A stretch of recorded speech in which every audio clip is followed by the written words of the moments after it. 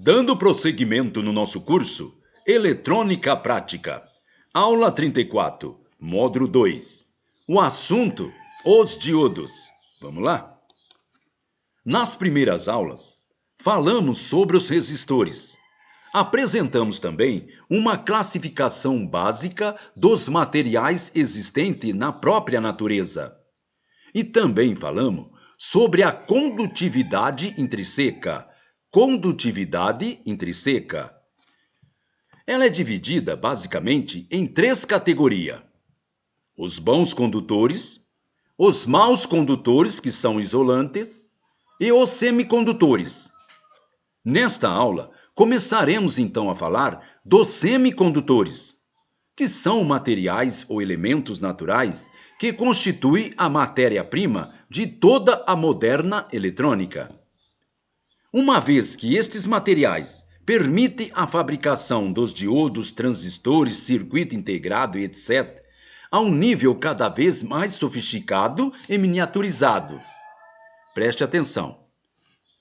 Começaremos nesta aula a falar sobre o semicondutor, que são os materiais ou elementos naturais que constituem a matéria-prima de toda a moderna eletrônica, uma vez que estes materiais eles permitem a fabricação dos diodos, transistores, circuito integrado, etc., a um nível cada vez mais sofisticado e miniaturizado.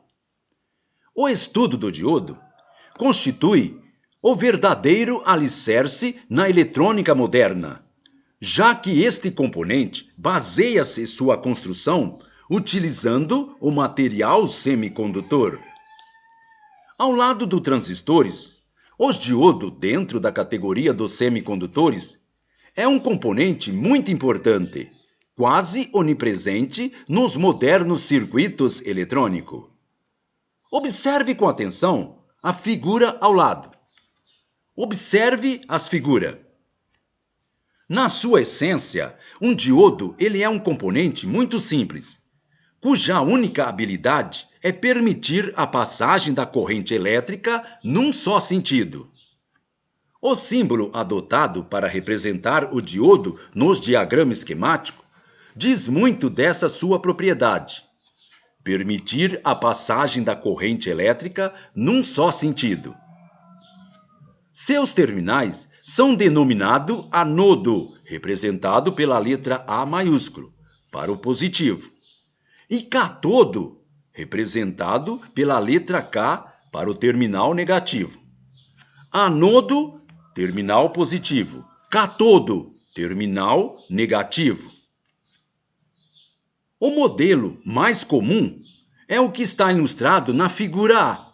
Preste atenção na figura, no qual uma pequena faixa, o anel, em cor contrastante, sobre o corpo cilíndrico do componente, indica a posição do terminal do cátodo, que é o terminal negativo.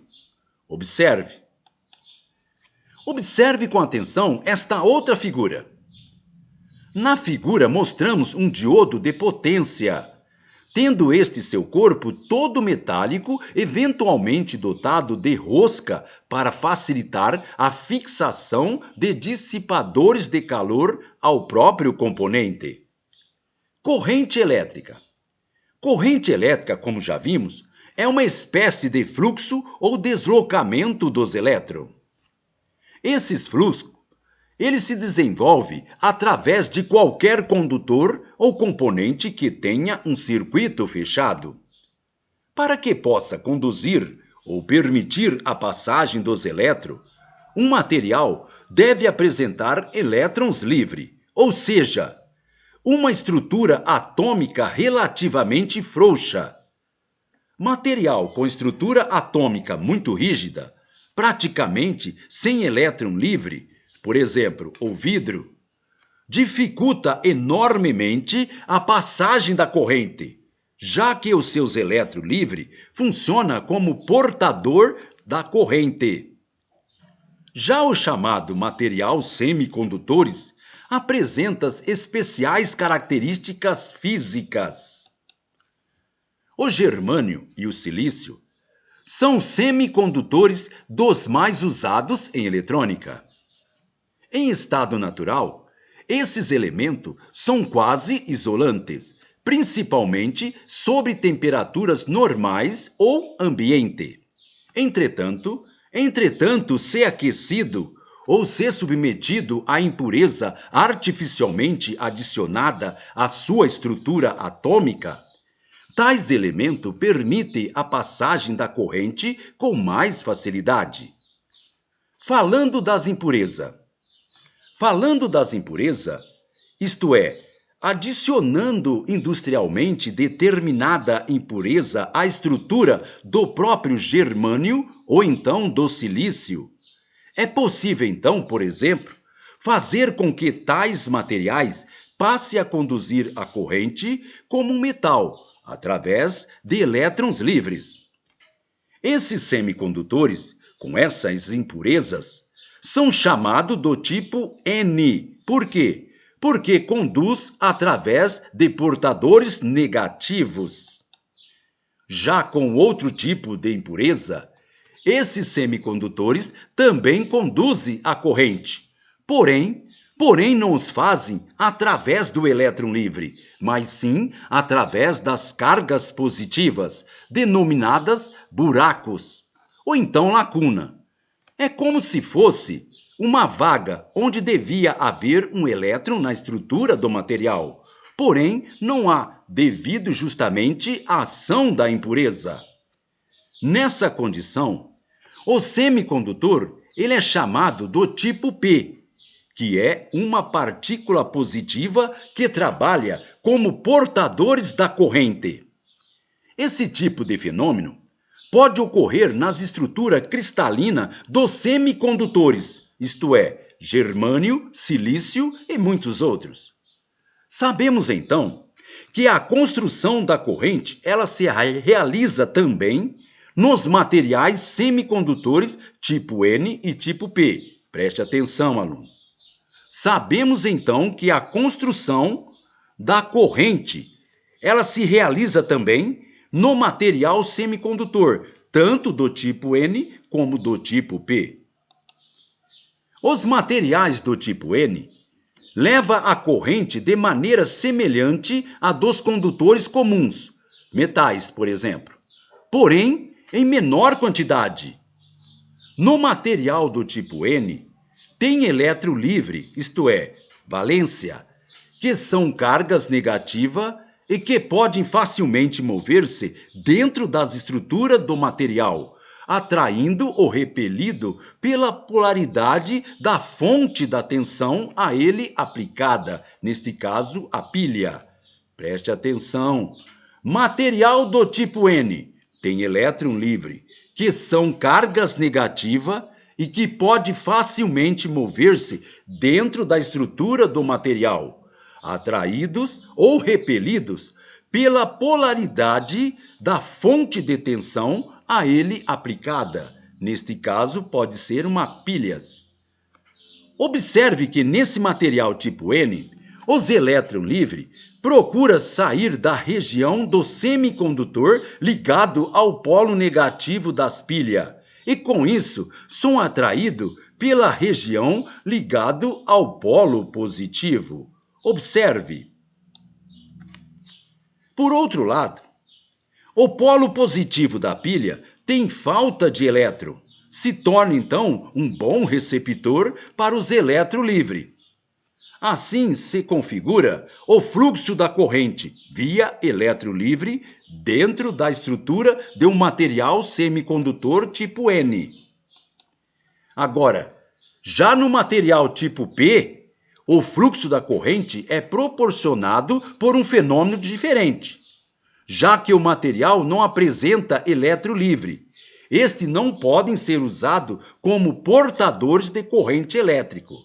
Entretanto, esses materiais, devido à impureza a ele adicionada, eles mostram na sua estrutura as lacunas, que também é conhecido como buraco, que são os lugares onde devia estar um elétron. Preste atenção. Material tipo N. O fluxo da corrente é proporcionado por um fenômeno diferente, já que o material não apresenta elétron livre. Estes não podem ser usados como portadores de corrente elétrica. Entretanto, esses materiais, devido à impureza a ele adicionada, mostram na sua estrutura as lacunas, conhecido também como buraco, que são os lugares onde devia estar um elétron. Esses buracos podem ser considerados como cargas livres positivas, obviamente atraído pela região do semicondutor, ligado ao polo negativo das pilhas e ao mesmo tempo repelido pelo polo positivo. Com um pouco de esforço e raciocínio, podemos então interpretar que os buracos andam para lá, que corresponde a elétron livre, andando para cá. Preste atenção. Com um pouquinho de esforço e raciocínio dos nossos alunos, podemos então interpretar que os buracos andando para lá é o que corresponde a elétron livre andando para cá. Observe com atenção agora esta outra figura ao lado. Preste atenção. Observe que a seta ela indica o fluxo de elétron que, em qualquer dos casos, se dá o polo negativo para o polo positivo da pilha. Preste atenção. Observe com atenção esta outra figura, que não é difícil de entender como alguma coisa não existe nesse caso, os buracos caminhando num sentido pode significar um deslocamento em sentido oposto de algo que existe, que são os elétrons. Preste atenção. Observe então com atenção. Preste atenção nessa figura. Não é difícil de entender como algumas coisas não existem, neste caso, os buracos caminhando num sentido. Ele pode significar um deslocamento em sentido oposto de algo que existe, que são os elétrons. Observe com atenção essa outra figura. Estamos mostrando estas figuras para que os nossos alunos possam entender. Nela mostramos, então, um painel muito semelhante ao de luzes sequencial, dessas instaladas em fachada de loja ou em salão de dança. Observe. O círculo branco pode simbolizar as lâmpadas acesas, enquanto que o círculo escuro pode ser considerado como lâmpadas apagadas. São 5 lâmpadas, A, B, C, D e E. E também são 5 os estágios de sequenciamento. 1, 2, 3, 4, 5. Observe. No primeiro momento, a lâmpada A, B, C e D estão acesas e a lâmpada E está apagada. Observe a figura. No segundo passo, fica acesa as lâmpadas A, B, C e E, apagando-se a lâmpada D. Em seguida, no terceiro estágio, acende a lâmpada A, B, D e E apagando-se a lâmpada C.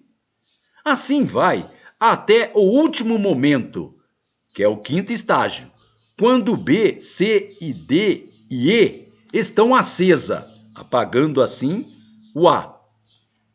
Podemos ter outra interpretação. O conjunto de 4 lâmpadas acesas andou para frente, da posição A, B, C e D, ocupada no momento 1, até a posição B, C, D e E no momento 5. Observe.